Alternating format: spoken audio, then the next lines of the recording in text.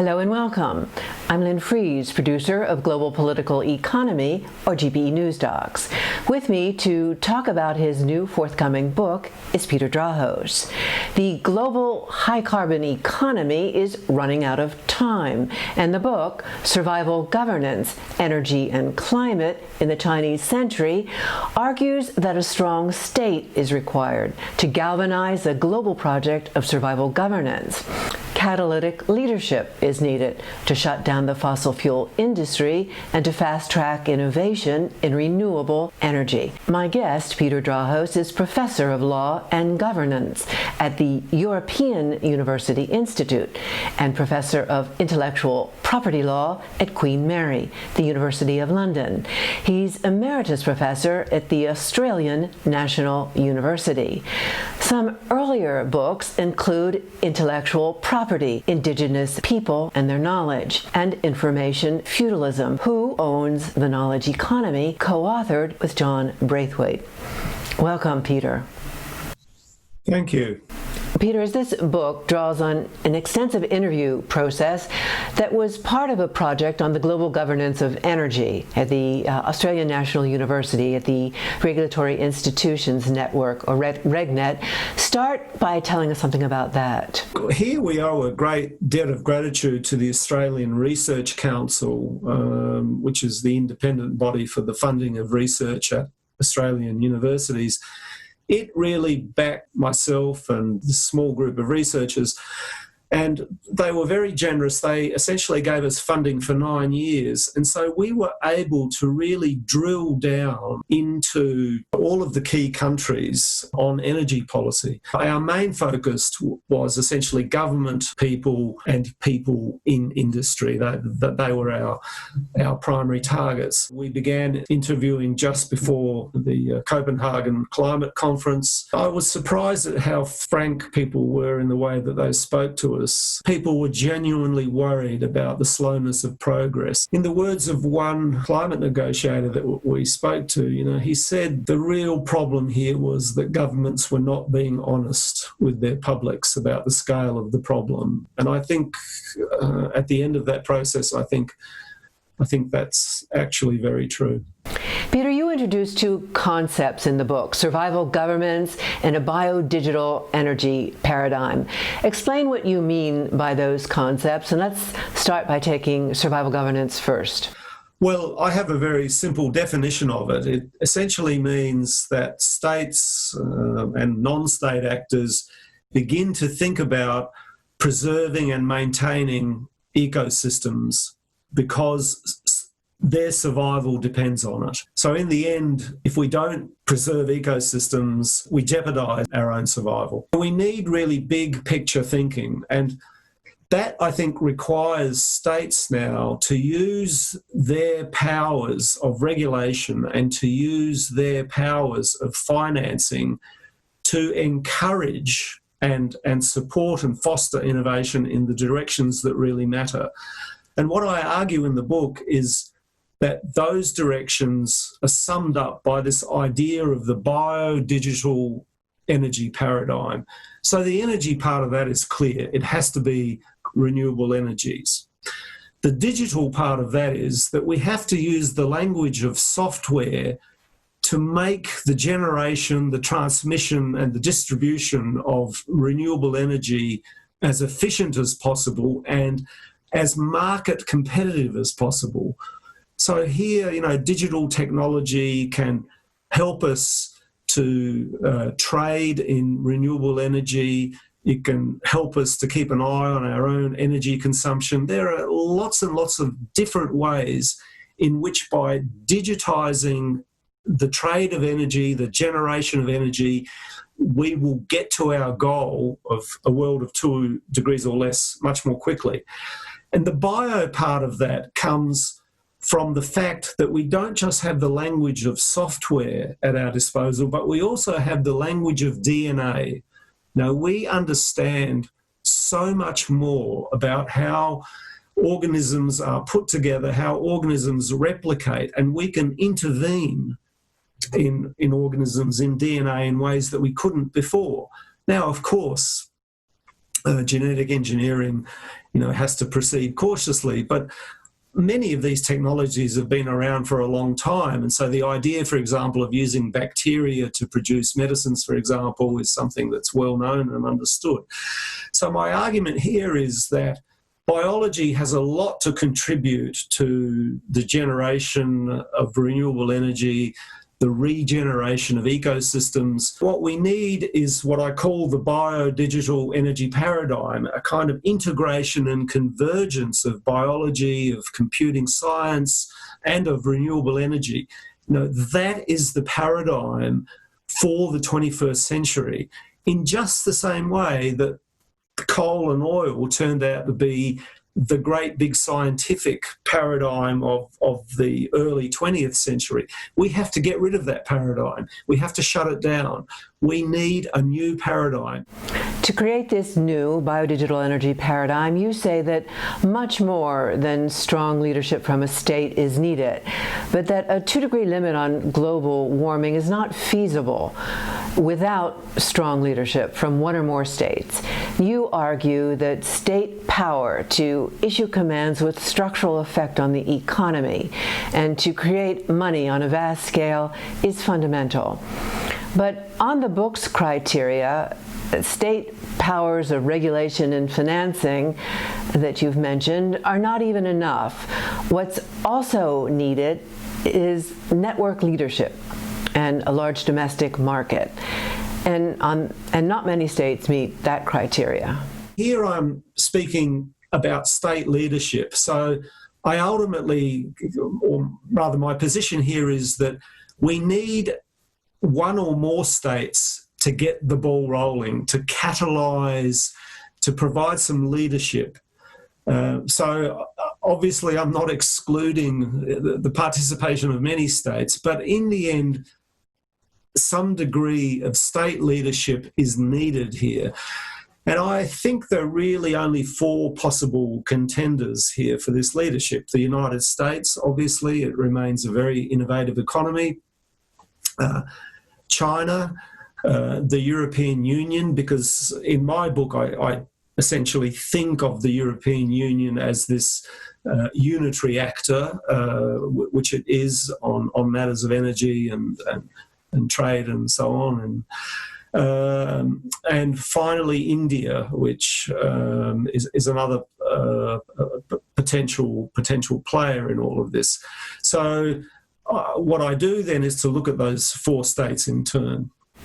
When the book's published and people can read it, not many people will be surprised that of the 4 states, you find that the U.S. has the greatest capacity to get the ball rolling, to move world capitalism into global governance mode, and to create a new biodigital energy paradigm. But in your evaluation, the U.S. is not the most plausible candidate to do so. Give us a glimpse into the thought process of how it is that you came to this conclusion that the most plausible candidate to do so is China, not the U.S., the European Union, or India. One of the questions I asked myself was, well, how would you achieve a biodigital energy paradigm? I mean, what would be the levers?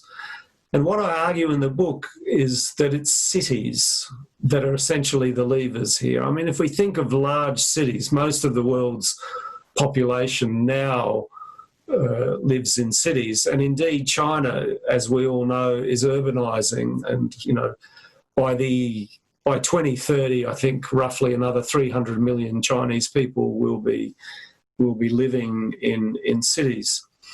So my argument is that cities represent markets, and citizens in cities will want cheaper energy. They will want clean energy because they will want to live in cities that don't have air pollution. They will want to live in cities where flooding is not a problem or floods are managed. They will want to live in cities where there are green spaces because green spaces are important to us as human creatures in all sorts of different ways. They will want to live in cities where they can easily recharge their cars, where perhaps public transport is well managed and so on. So there are lots of things that citizens want for their cities. And my argument is that the biodigital energy paradigm can be constituted through the demand for all of the technologies that make up the biodigital energy paradigm through the demand created in cities. So it's city demands for these technologies that will create the paradigm. And I think China, with its many, many different kinds of cities, really has an opportunity to take the lead in developing this paradigm. And I think, if one looks at what China is doing with its cities, it's very interesting to see the kind of large-scale experimentation that's taking place in China. So, Chinese cities all vie to be the hydrogen city, or to be the eco city, or to be the forest city, or to be the sponge city. So essentially what China is doing is trialling many technologies that are relevant to the biodigital energy paradigm at the city level, because that is the scale at which these technologies have to work. And so if you can make the technology work at a city scale level, then that makes it easier to roll out across to other cities and then indeed across the world. So cities, in a sense, are our best hope, I think. The Chinese policymakers really came to understand the need for a shift quite early on. I mean, if you have a population of 1.3 billion people and you're burning a lot of coal, as China has done, you very rapidly run into problems of acid rain, of severe air pollution, of generally producing toxic chemicals that poison your environment. And Chinese scientists already in the 1980s were warning about this. So China ultimately used coal to electrify its economy, but as early as the 1990s, I think it's interesting that they were already scouting around for ideas about how to shift into a different kind of economy. And so I think a lot of the groundwork for the shifts that we see taking place in China today were the product of policy discussions that were taking place in the 1990s. And of the other four players, let's turn now to the European Union. In your scenarios, the EU has an important role to play as a potential strategic partner with a fast-moving China in both global and regional projects of survival governance, but not as a catalytic leader. Explain that. When one looks at the EU, it's a very plausible candidate for catalytic leadership on climate change. I mean, a lot of good things have come out of the European Union. I mean, if you look at their Energy Union package of 2015, they also have done very good things on pushing the idea of the circular economy forward. And of course, the European Investment Bank in Europe is funding many energy initiatives, climate-related initiatives in the EU. So I think there's a lot to be said for EU leadership here. And of course, the EU Commission is talking about a Green New Deal. My worry about the EU is that it is made up of a lot of states. I mean, of course, the UK has departed, but still, and the member states of the EU each see their position a little differently. So middle European countries like Slovakia or Poland or the Czech Republic have a different view of energy security perhaps to how Germany might see it, or how the Dutch might see it. So everything is a matter of negotiation within the EU, and ultimately the EU can only move as quickly as those very intense negotiations among all its member states allow it to move. So while I think the EU has done and will do very important things on climate, I ultimately think it cannot be or provide the kind of catalytic leadership that is required. Turning now to India, here you see sectoral successes in innovation and development, with two clearest cases being in pharmaceuticals and software. But what you find much less clear is whether or not India can move with the speed and scale required. And in the book's scenarios, you argue, and this is a quote, that whether they know it or not, India and China are partners in survival governance. At least that's the argument of that scenario. I mean, I do believe that India will pay attention to China's success stories with cities, because India too is undergoing a process of urbanisation, and more poor people will leave the countryside of India and will shift into cities. So I think India has the same chance to scale technology. And for India, frugal innovation is even more important than for China, because, you know, the GDP per capita of India is around $2,000 and China is in the order of $8,000. So India has many more poor people. And we also know that India is also very much vulnerable to climate change. So some of the highest temperatures, the failure of monsoon seasons, all of these things now, are openly discussed as threats for food security, for Indian agriculture. So I think the Indian policymakers will study China's success stories.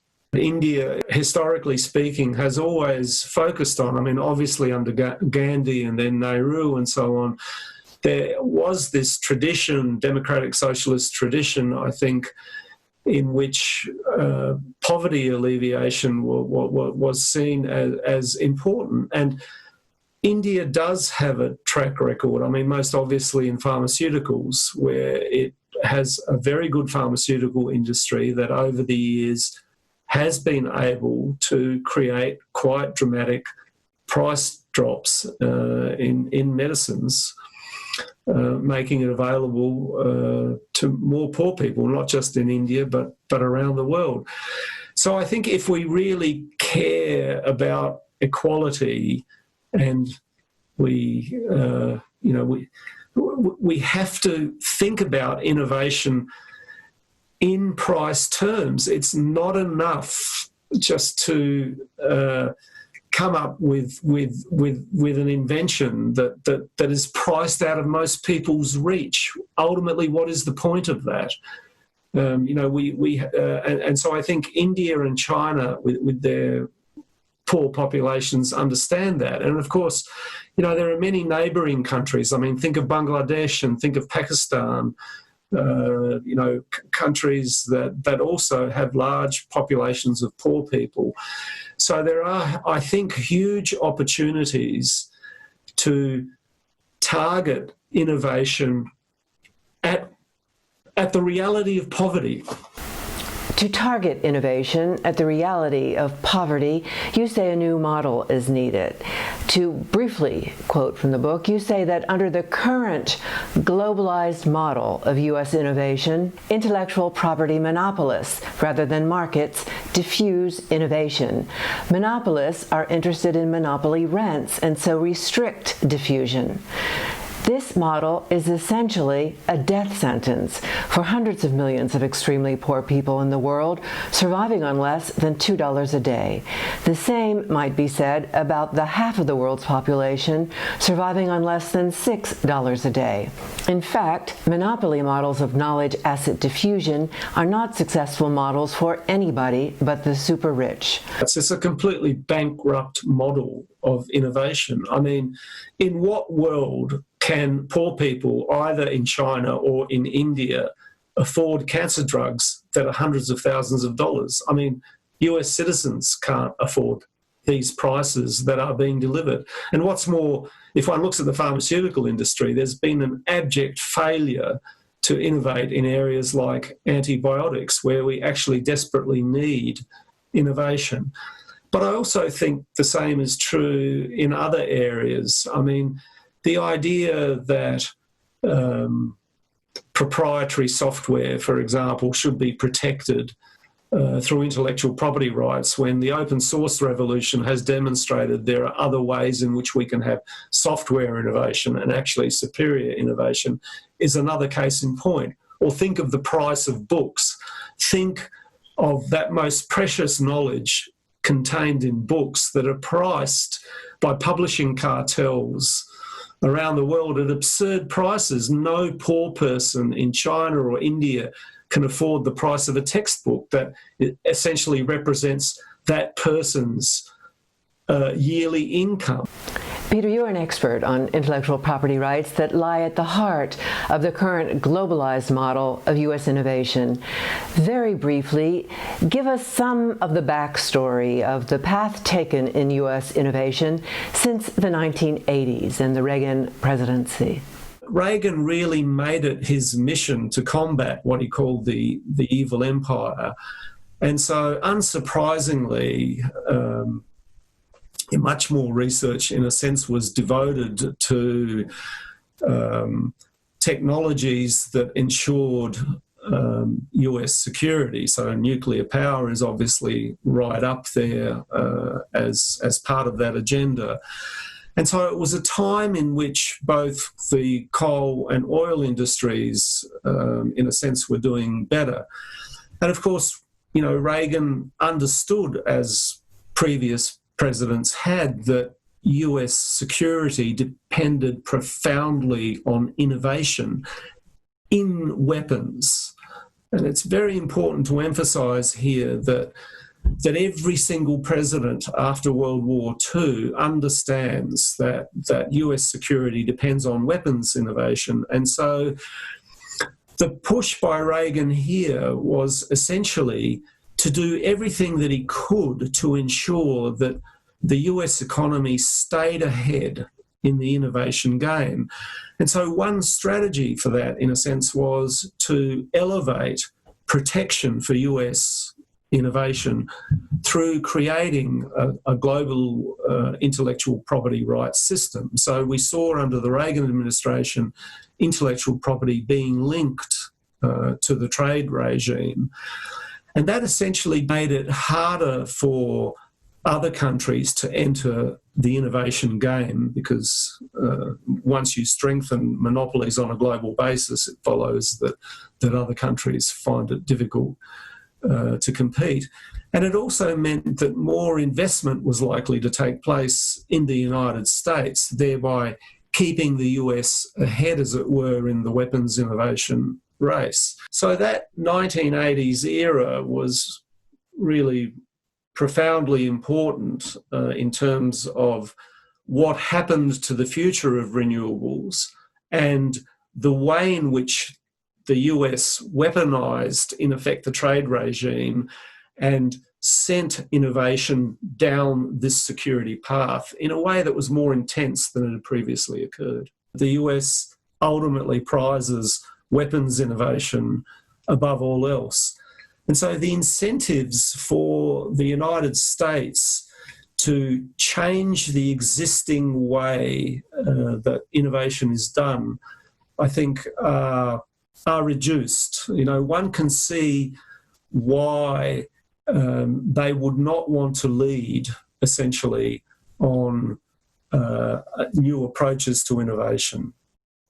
And I think the trade war between the United States and China really captures a lot of the concerns that the United States has about the way in which potentially its position as an innovator in military markets could ultimately be compromised.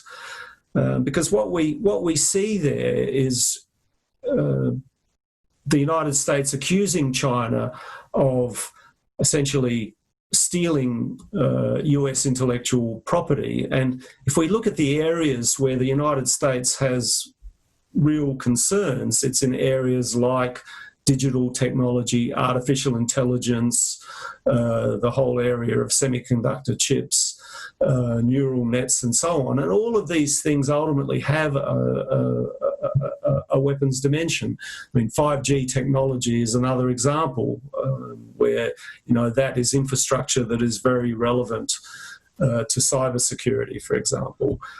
So the United States has a lot of incentives to keep the existing paradigm in place. And in a sense, it's thrown down the gauntlet to China, and it's saying, you really have to do much more on intellectual property rights than you have been doing.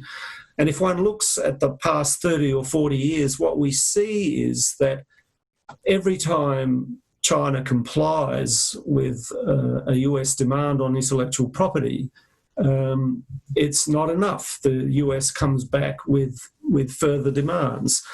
One can see this in the way that the United States is rolling out new trade deals. The trade deal, for example, with Mexico and Canada, in which, for example, there are now many more provisions on trade secrecy than have ever existed in any trade agreement previously.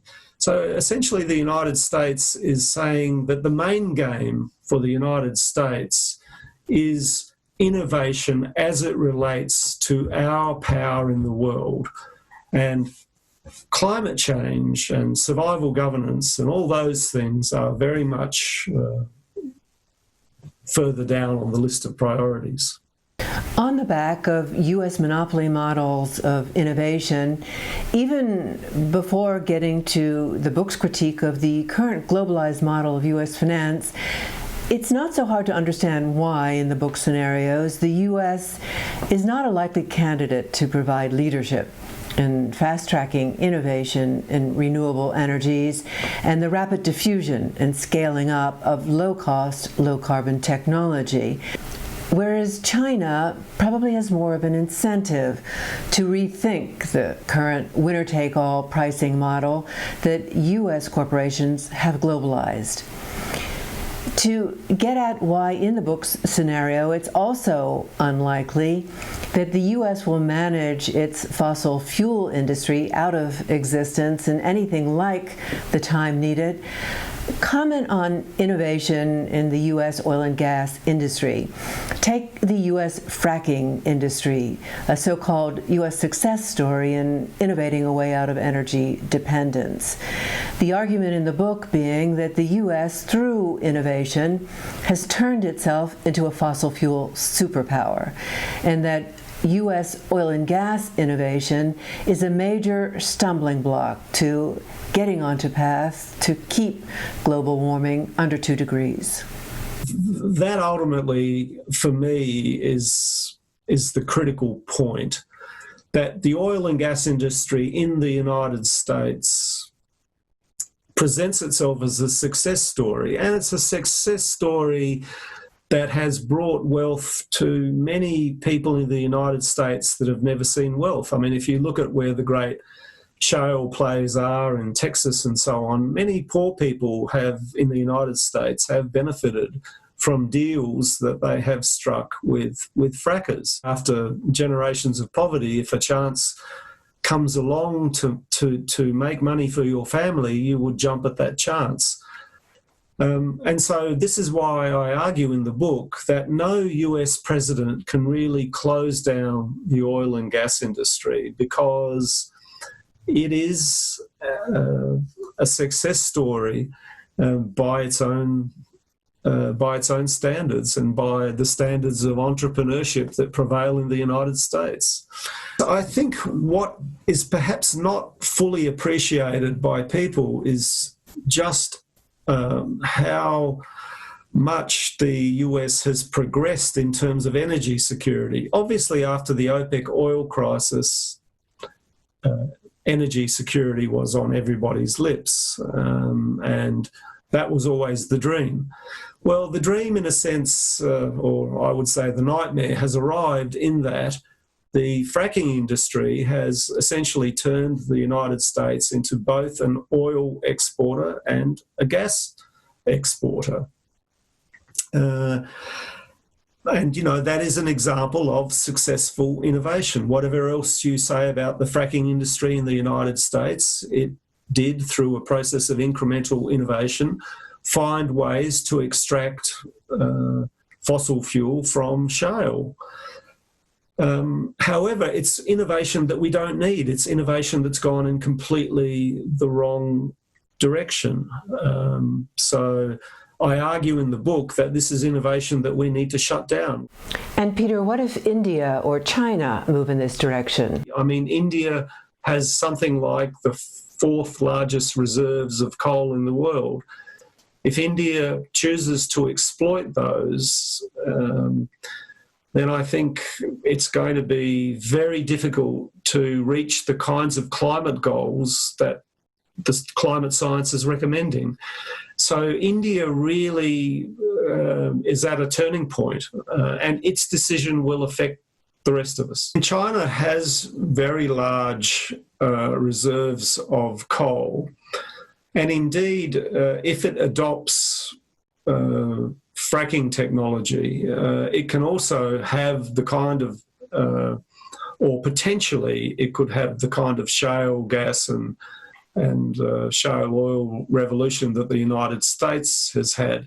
I mean, there is a complicating factor here relating to China's geology, and that is that the fracking would have to be at much greater depth than occurs in the United States, and that makes it technically more complex.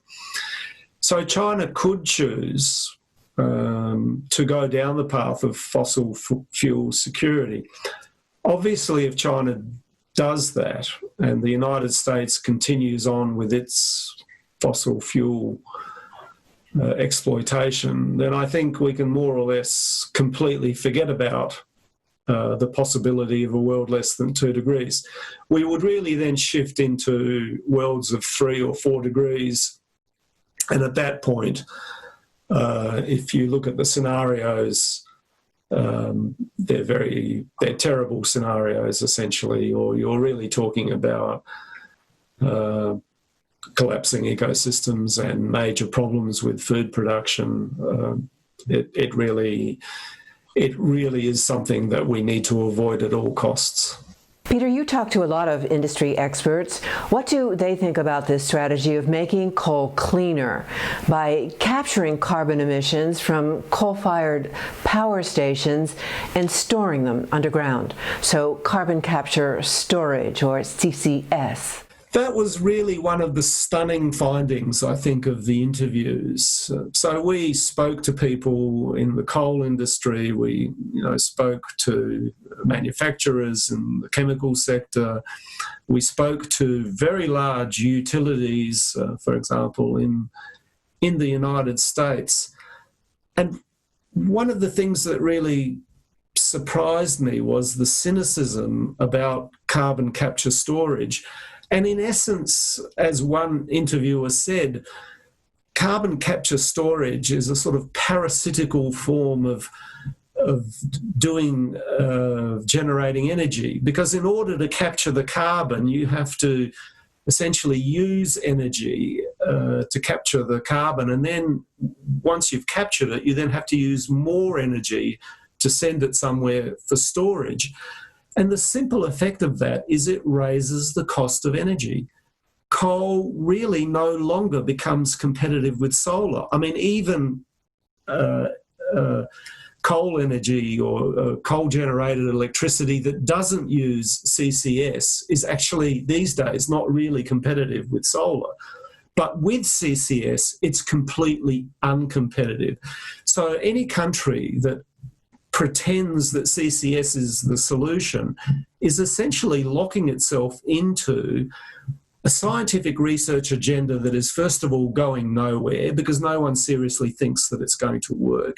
And secondly, it's actually locking itself into a highly inefficient form of energy generation. In the U.S., carbon capture storage is a key plank of the Democratic presidential candidate's climate plan, the Biden climate plan. And on China, Biden's campaign rhetoric echoes that of Trump. The book argues that the U.S. oil and gas industry, among other super-rich networks, has played an effective game in preserving the existing paradigm that's served them so well. In the U.S., however, Green New Deal Democrats are working to break through this and to rally enough support to move the U.S. in a rapid change of direction. Ultimately, the future lies with the BioDigital energy paradigm. And so in some ways, if China were to move, perhaps one happy consequence of this would be that the United States might come to its senses and move down the path of a Green New Deal and really harness that kind of innovation capability that for which really it has a marvellous track record in many ways. One of the big issues for me personally is that so much of scientific talent over the last 50 or 60 years has been wasted on weapons manufacture. That is such a tragedy. And of course, this all began as a result of scientific participation in the building of the nuclear bomb and the continued participation of scientists in the building of nuclear weapons and now in the building of algorithms that essentially create all sorts of automated weapons and automated systems of surveillance that ultimately make us more insecure and not more secure. You say it's not comforting to conclude, as your book does, that the world's best chance of escaping a climate catastrophe rests with the plans and decisions made by China more than any other capitalist state. And in the book, you talk about the many ways in which things can go very badly wrong. You mentioned one earlier in the conversation, notably if China were to go down the path of fossil fuel security. What's another that you find especially worrisome? One that I worry about a lot is if this very negative framing of China by the United States continues. And I think we should recognise that we live in a world of self-fulfilling prophecies. I mean, if people in America continually demonise China, well, the obvious effect of that will be that China will become much more hostile and less likely to cooperate with the United States. But more importantly, it will elevate the hawks in China. And that, it seems to me, increases the risk of conflict. And, history teaches us that hegemons and would-be hegemons end up fighting. I mean, think obviously of the American Revolution. For this segment, we're going to have to leave it there, with more to follow at a later date. Peter Drahos' new book, Survival Governance, Energy and Climate in the Chinese Century, will be published in early 2021 by Oxford University Press. Once again, many thanks to Peter Drahos, who joined us from Canberra, Australia. And from Geneva, Switzerland, thank you for tuning in to this episode of GPE News Docs.